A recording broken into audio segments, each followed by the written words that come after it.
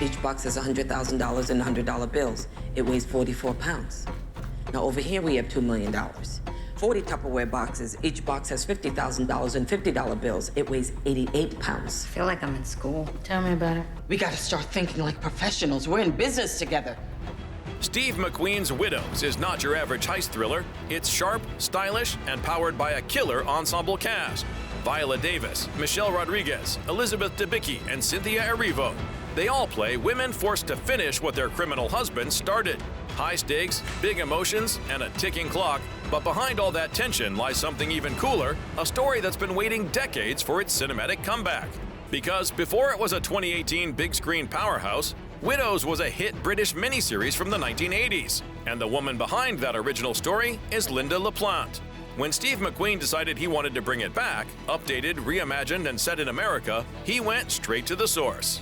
Steve McQueen walked up to me and he said, "Are you Linda LaPlante?" And I said, "Yes."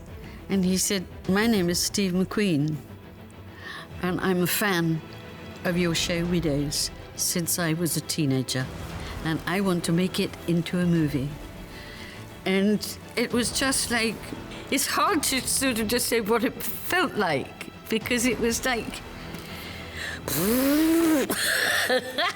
yes, sir, yes, you know. But McQueen didn't stop there. To reshape the story for a modern audience, he teamed up with another master of dark, razor-sharp storytelling, Gone Girl author Gillian Flynn.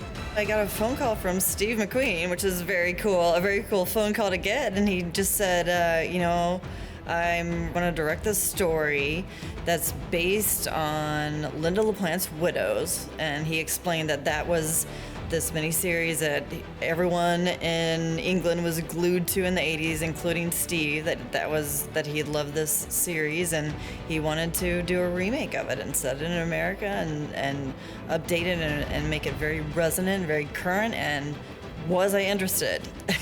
And it was like, yes, I'm extremely interested. So yeah, we met in New York and had our first conversation about it, and again, really got into it.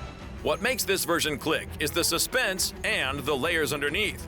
The story digs into power and loyalty, but never forgets it's also a full-throttle thriller. What I loved about it is it says something about the world we're living in right now. It manages to talk about, corruption and crime and, money and, all these kind of like really important things, but to do it in a really fun way. I mean, to do it within a crime thriller and a heist thriller, so that, you're not ever feeling like you're being preached to in any remotely way. It just says some interesting things so you don't feel guilty about having a lot of fun. You vouch for her? I don't require a vouch. We're gonna need another gun. I got my own. You need to watch how you talk to me. And if the tone feels confident, that might have something to do with the creative chemistry behind the scenes. We just had so much fun working together, and the creativity was just endless. He's just an endless, fountain of ideas.